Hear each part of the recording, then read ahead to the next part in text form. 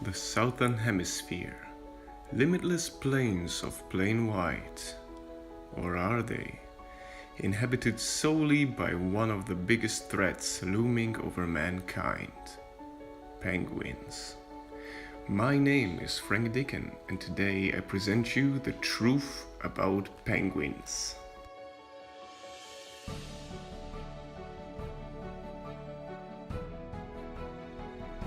17 tribes of these malevolent creatures are to be found living amongst the icy fields, led by their crowned emperor Aptenodytes, a war-torn and malnourished peoples. The tallest among their ranks stand nearly 4 feet tall, with their working class, the Little Blues, reaching a mere 16 inches. How come these seemingly inept birds pose a danger to the world as we know it?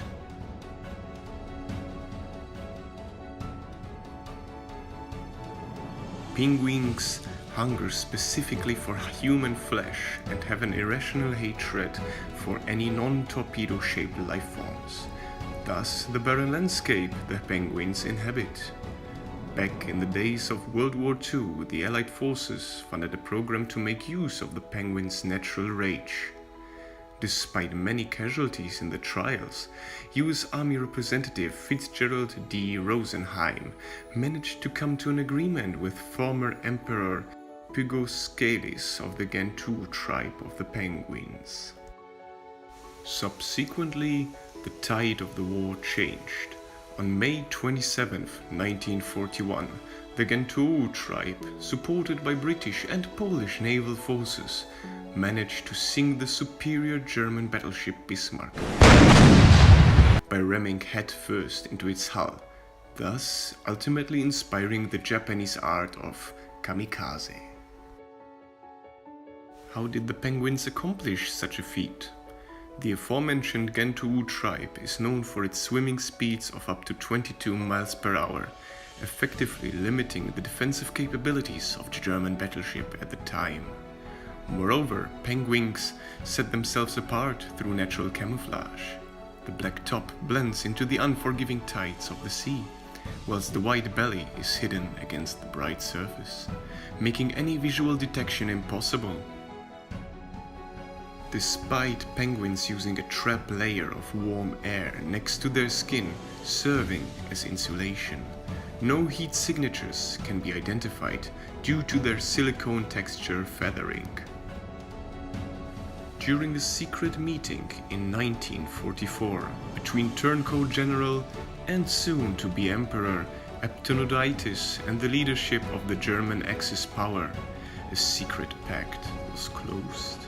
A new world order was soon to rise.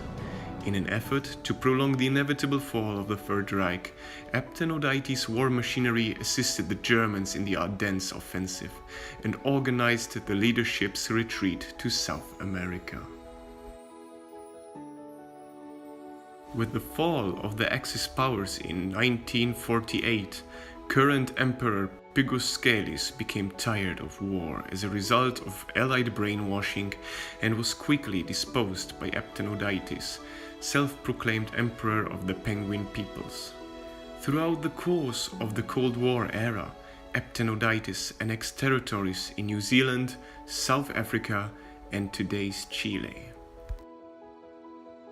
This was due to the inheritance of the Nazi doctrine of Lebensraum, a concept the penguins quickly made their own. Unknown to most, both Allied and Soviet forces pushed back heavily and sacrificed New Zealand and the world's oceans by adding salt to the originally sweetwater seas in order to maintain a brittle stalemate with the penguins.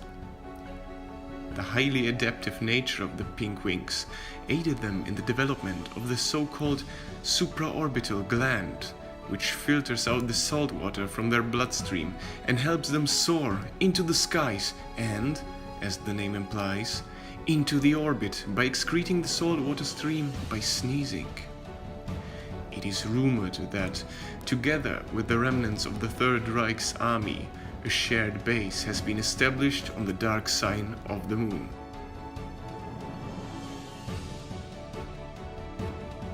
Today, we are looking towards an insecure future. It would not be the first time in world's history that entire species are at the mercy of those creatures. It is found that the earliest penguin relatives lived some 60 million years ago, meaning that they not only witnessed the mass extinction of the dinosaurs, but undoubtedly were actively involved in it. The march of the penguins is inevitable, as all but 2 species breed in large colonies of up to 1,000 birds, effectively multiplying their ranks on a yearly scale. Similar to the ancient Spartans, who are said to having halted the penguin Persian forces at the Thermopylae, penguins ruthlessly leave behind their young if they do not live up to the warmongering lifestyle of their kind. Despite these historical encounters, the first published account of penguins comes from Antonio Pigafetta, who was aboard Ferdinand Magellan's circumnavigation of the globe in 1520. The only reason Pigafetta lived to tell the tale was due to him falsely calling the penguins strange geese. Despite not being visible, penguins have excellent hearing, and must have mistaken Pigafetta's description with that of dodos, another race of birds that fell victim to the penguin's thirst for blood. Today, the world's politicians drive forward politics of appeasement, stating that penguins mingle with human tourists due to them not being used to danger from animals on solid ground. While the latter statement is true, humans who approached penguins on record could not be located to give a statement for this documentary. Coincidence? We believe not. Take care, viewers.